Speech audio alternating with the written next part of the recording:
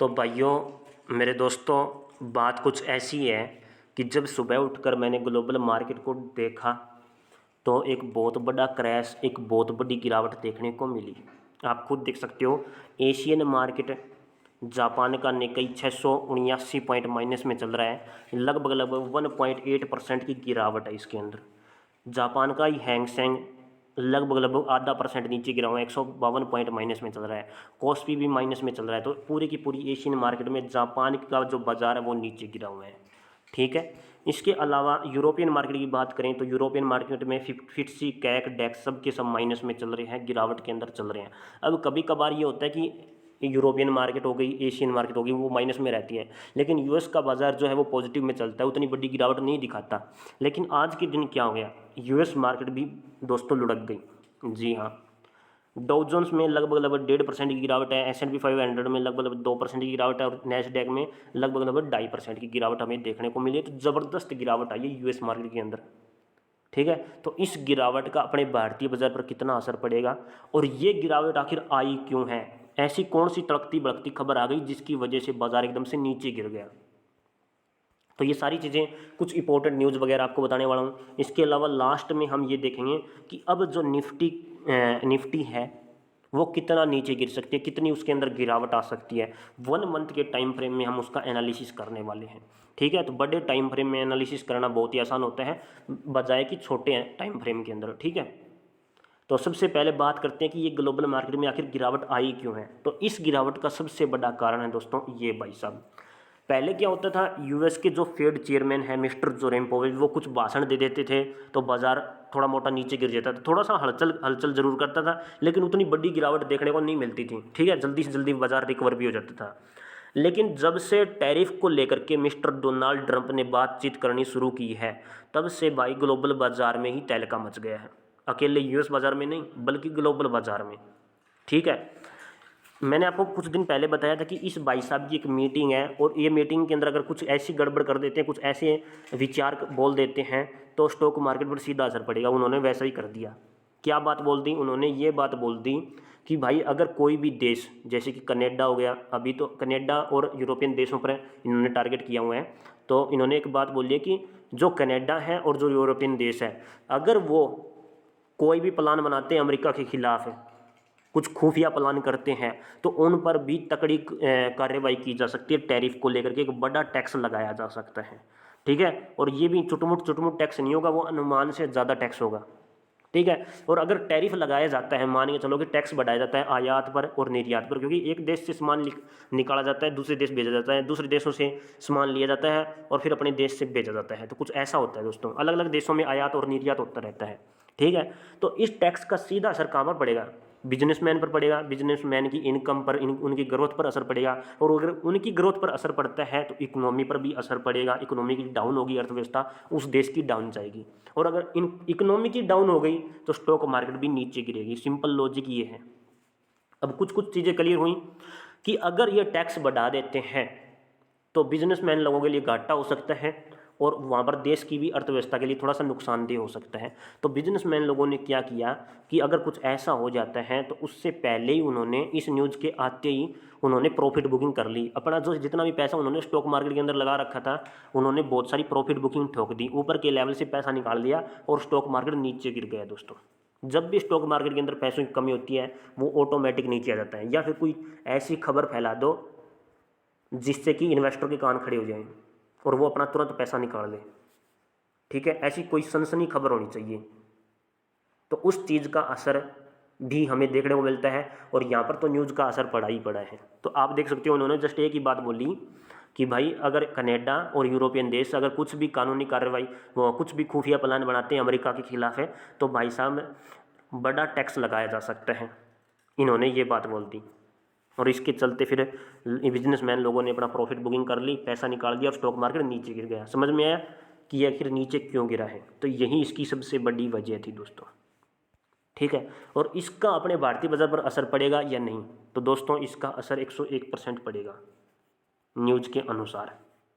ठीक है। वो ओपनिंग के साथ में हो सकता है, वो पूरे दिन भी हो सकता है, लेकिन पड़ता जरूर है असर। ठीक है। तो इस वीडियो में हम निफ्टी का एनालिसिस करेंगे, लेकिन उससे पहले कुछ इंपॉर्टेंट इवेंट्स वगैरह हम देख लेते हैं कि अपकमिंग इवेंट्स हैं जो बाजार की दिशा को प्रभावित कर सकते हैं। जैसे कि 4 अप्रैल को बिजनेस की तरफ से कुछ इंपॉर्टेंट खबर आ रही है, जैसे कि हुंडीको जो बोर्ड मीटिंग एक बोर्ड मीटिंग कंसिडर कर रहा है और अप्रूवल के लिए to financial year 2026 borrowing programme. ठीक है, ये कब होगा प्रोग्राम वगैरह, ये 4 अप्रैल को होगा। ठीक है, तो ये न्यूज़ जैसे ही आएगी मैं आपको बता दूंगा, अगले महीने की 4 तारीख को। इसके अलावा जो सीमेंस कंपनी है उसका डीमर्जर होने जा रहा है, रिकॉर्ड डेट रखी गई है 7 तारीख को। और आरबीआई की जो मीटिंग होगी, ये सबसे बड़ी खबर है, ये सनसनी वाली खबर है दोस्तों अपने हिंदुस्तान की मार्केट के लिए, निफ्टी, बैंक निफ्टी, सेंसेक्स के लिए। 7 अप्रैल के दिन आरबीआई की मीटिंग होनी शुरू हो जाएगी और उसके अंदर इंटरेस्ट रेट के बारे में बातचीत की जाएगी कि ब्याज दर हिंदुस्तान के अंदर, ब्याज दर जो है वो हिंदुस्तान के अंदर कितनी रहनी चाहिए। हाल फिलहाल कितनी है, 6.5% के आसपास है। अगर ये घटती है तो पॉजिटिव रिएक्शन देगा बाजार, अगर ये बढ़ती है तो नेगेटिव असर करेगा बाजार।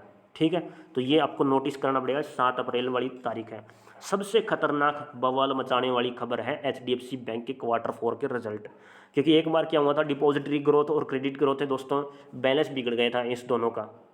ठीक है, इन दोनों का बैलेंस बिगड़ने से क्या हुआ, बैंक निफ्टी क्रैश हो गई थी, पहले गैप डाउन ओपन हुई उसके बाद और नीचे गिर गई। तो ये बहुत ज़्यादा मायने रखता है, क्योंकि एचडीएफसी बैंक का जो वेटेज है वो बहुत ज़्यादा है बैंक निफ्टी के अंदर, इसलिए ये खबर भी बहुत ज़्यादा महत्वपूर्ण है।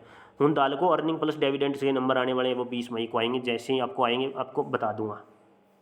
ठीक है, इसके अलावा दोस्तों एक और खबर है, वो एफआईआई की तरफ से है। शेयर बाजार में शुक्रवार को विदेशी निवेशकों की तरफ से खरीदारी का सिलसिला थोड़ा थम गया है। अब पिछले कई दिनों से आपने देखा होगा कि एफआई जो है वो कंटिन्यू खरीदारी करने लग गए थे, लेकिन जब शुक्रवार को बाजार बंद हुआ है तो उन्होंने फिर से बिकवाली ठोक दी। जी हाँ, 670 की खरीदारी के बाद विदेशी निवेशकों में शुद्ध बिकवाली साबित हुई हैं, यानी कि उनके द्वारा बेचे गए शेयरों का कुल मूल्य उन्हें खरीदोगे मूल्यों से ज़्यादा रहा है। दूसरी तरफ है घरेलू निवेशकों ने उनके द्वारा की गई बिकवाली की भरपाई खरीद से की है। शुक्रवार को बाजार गिरावट के साथ बंद हुए, निफ्टी से लगभग 73 अंक नीचे गिरकर 23,519 के लेवल पर बंद हुई।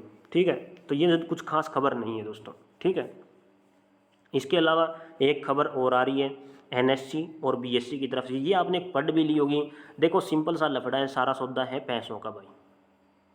ठीक है, पैसे कमाने हैं, बड़े लेवल पर कमाने हैं, तो कुछ ना कुछ गपलेबाजी करनी पड़ती है इन लोगों को। पहले इन्होंने क्या किया था, लोट साइज़ कम कर दिया था, और जैसे इन्होंने लोट साइज़ कम किया तो लोगों को पता लगा भाई ट्रेडिंग नाम की भी कोई चीज़ होती है, उससे पहले लोगों को पता भी नहीं था। ठीक है, तो लोट साइज़ कम करने से वे थोड़ी अमाउंट में ट्रेडिंग कर सकते थे। फिर ट्रेडिंग की वीडियोस वगैरह बनने लगी, इंस्टाग्राम पर वायरल होने लगी।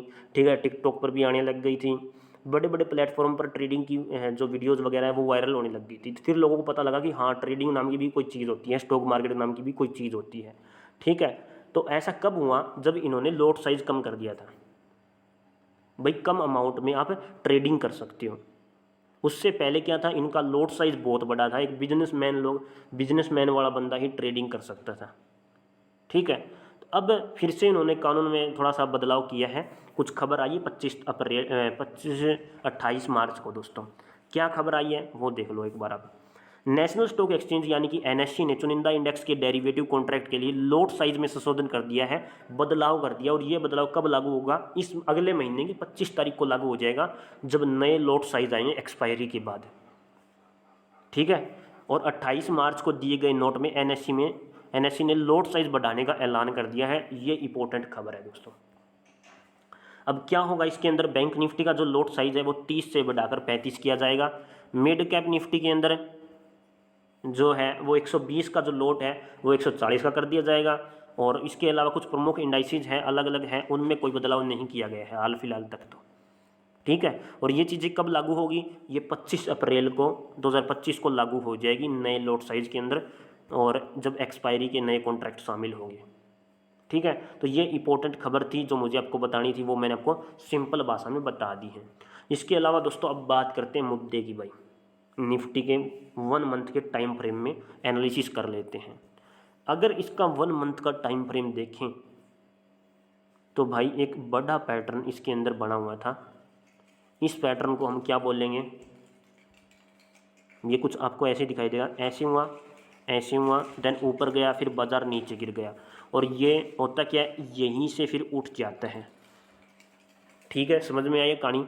इस बाजार को हम क्या बोलेंगे, इस पैटर्न को हम क्या बोलते हैं, इस पैटर्न को हम बोलते हैं HCR का पैटर्न, हाफ कटेड रो पैटर्न बोल देते हैं। और यही पैटर्न हाल फिलहाल इसके अंदर लग भी रहा है। खुद 1 मंथ के टाइम फ्रेम में आप देख सकते हो, ये देखो, बाजार ऊपर गया, साइडवेज हुआ, फिर ऊपर चला गया। अब बाजार में कंटिन्यू गिरावट हमें देखने को मिल रही है। अगर ये अपने लो को भी तोड़ देता है ना, तो कहाँ तक आ सकता है फिर ये यहाँ तक आ सकता है। ये बोल रहा है 1 मंथ का टाइम फ्रेम, ठीक है। लेकिन डरने वाली कोई बड़ी बातचीत है नहीं, समझ रहे हो, क्योंकि अगर हम इस बड़े पैटर्न को देखें तो सिस्टम यहाँ तक का बैठ रहा है, इस लेवल के आसपास तक का बैठ रहा है, फिर वो यहाँ से उठना चाहिए। अब अगर थोड़ा सा और इसको ध्यान से देखें, भाई ये मार्केट साइडवेज हो गई, ठीक है, उसके बाद हमें तेज़ी देखने को मिली। तेज़ी देखने के बाद यहाँ पर क्या हुआ, मार्केट टोटली कई दिनों तक क्या हुई थी, साइडवेज चली थी। ये साइडवेज, फिर तेज़ी, फिर ये थोड़ी साइडवेज, फिर ऊपर, फिर वापस नीचे। तो ये HCR का पैटर्न यहाँ पर भी लग रहा है कि बाजार ऐसे हुआ, फिर थोड़ा साइडवेज हुआ, फिर तेज़ी आई, फिर वापस नीचे गिरा। अब यहाँ से इसमें वापस से तेज़ी आनी चाहिए, जो कि आ रही है, ठीक है। 1 मंथ के टाइम फ्रेम को अगर देखोगे तो ये इन्वर्स बीरिश इंगल्फिंग है। और बीरिश इंगल्फिंग का काम क्या होता है, बाजार को गिराना नहीं, बाजार को उठाना होता है, समझ रहे हो। तो पिछले 1 महीने के अंदर, पिछले 2 महीने के अंदर कौन सी कैंडल बनी है, इन्वर्स बीरिश इंगल्फिंग। उठाने का नहीं, वो सॉरी गिराने का नहीं, उठाने का काम करती है। तो हाईली चांस नहीं है कि बाजार को ये उठाए, ऊपर की तरफ लेकर जाए, ठीक है। तो ऑल ओवर सेंटीमेंट यहाँ से पॉजिटिविटी के बनेंगे।